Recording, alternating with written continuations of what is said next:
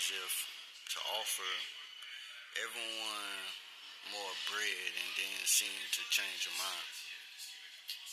When my partner spoke again, there was a faint air of marital in his tone. It's just research that I thought might be helpful. But I'll say no more about it. My homie looked up and smiled, his face plain, polite.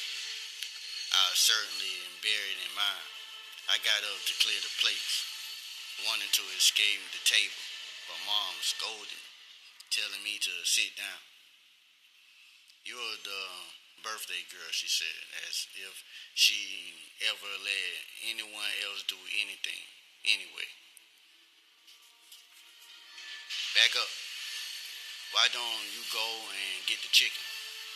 The rest of the meal passed without incident. My parents, I could see, were completely charmed by Will or Patrick. Less so, he or Will barely exchanged another word. Somewhere around the point where Mom served up the roast potatoes, Dad doing his usual thing, trying to roast potatoes, or still extras, or I stopped worrying. Dad was just asking my homie all sorts of questions about his life even before the accident, and he seemed comfortable enough to answer him directly. In fact, I learned to fear it a bit that he had never told me. His job, for example, sounded pretty important, even if he played it back. He bought and sold companies and made sure he turned a profit while doing so. It took Dad a few attempts to prize out of him that his idea of a profit ran into 6 or 7 figures. I found myself staring at Will, trying to reconcile the man. I knew with this ruthless financial that he now described,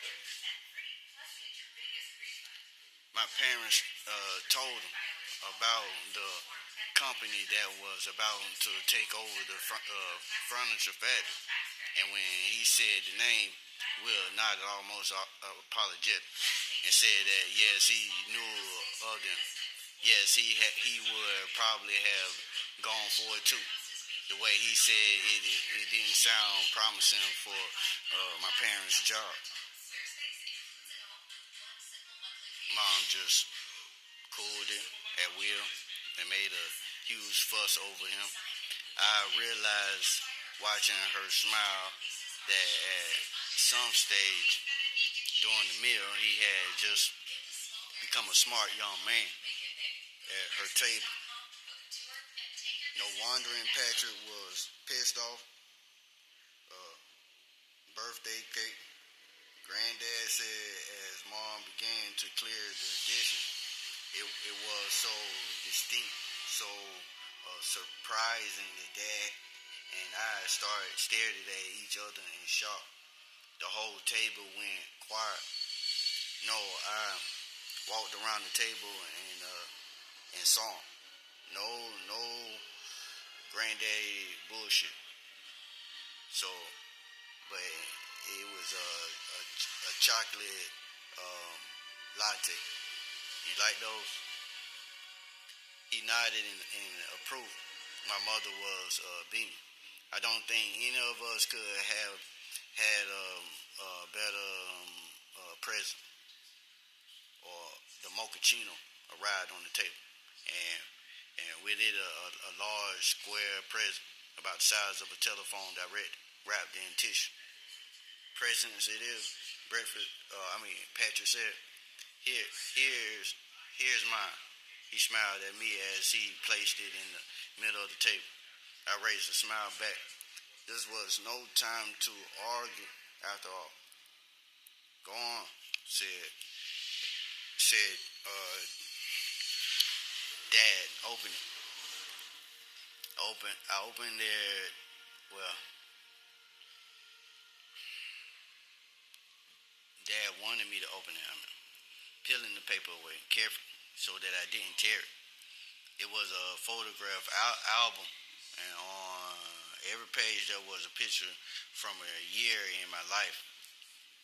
Me as a baby, me and Trina as soft, chubby faced girls, me on my first day at secondary school, all hair clips and oversized skirt.